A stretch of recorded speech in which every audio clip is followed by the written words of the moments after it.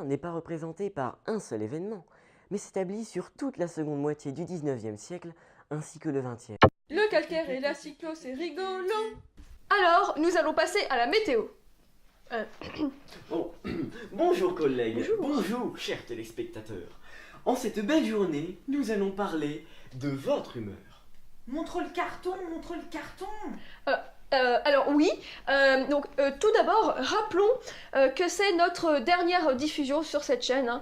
Oui, c'est triste, mais bon, c'est comme ça. Quelles sont vos prévisions? En tout cas, pour cette journée, les quelques habitants de la BFC, eh bien, quand même pour les ignares. donc, la Bourgogne-Franche-Comté, Qu'est-ce qui ne va pas avec la Franche-Comté? sauf votre respect, madame. Vous ne pouvez pas mettre sur un même pied d'égalité la Bourgogne, notre très chère région, et la Franche-Comté. Ouais, Un c'est peu vrai. de bon sens. C'est vrai. Ouais. Bon, revenons à nos moutons, à de Bourgogne.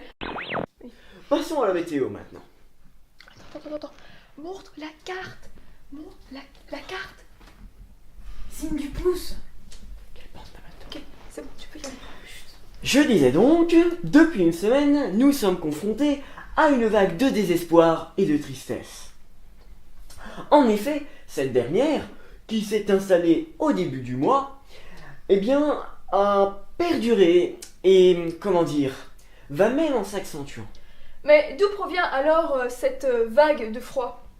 Eh bien, celle-ci provient d'Île-de-France, tout là-haut, où le gouvernement jugeait bon de couper toutes les aides jusqu'ici accordées à notre chère région.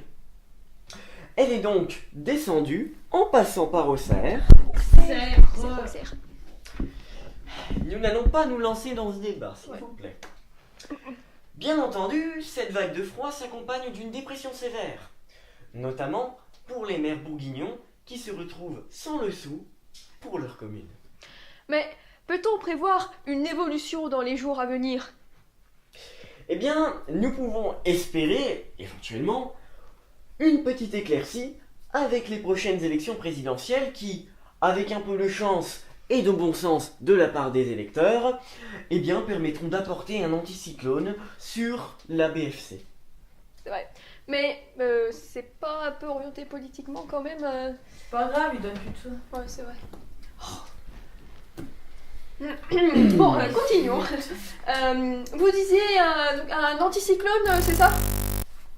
Eh bien, en vérité, je ne vous cache pas que, même s'il est vrai que l'indice de confiance envers le gouvernement est assez faible en ce moment, les prévisions tendent plus vers une conservation du gouvernement actuel.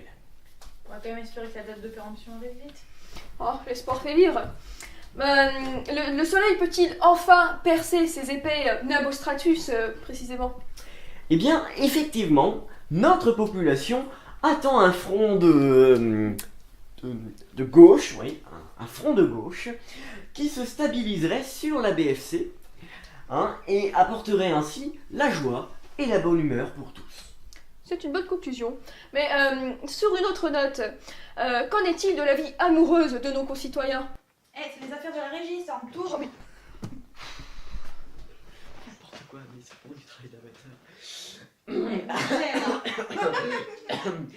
Eh bien, on peut prévoir une évolution dans la tendance au divorce qui agite les foyers français depuis maintenant plusieurs décennies. Mais peut-être que l'adversité qui se présente à nous pourrait ressouder les familles. c'est ce qu'on espère.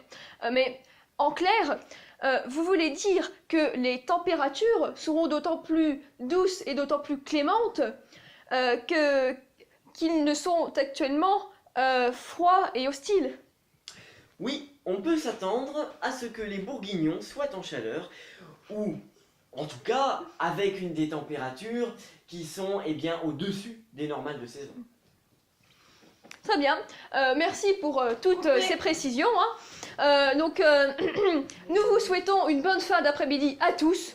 Et surtout, ne vous laissez pas emporter par cette tornade de désespoir. Courage, mes chers concitoyens. Oui, j'arrive.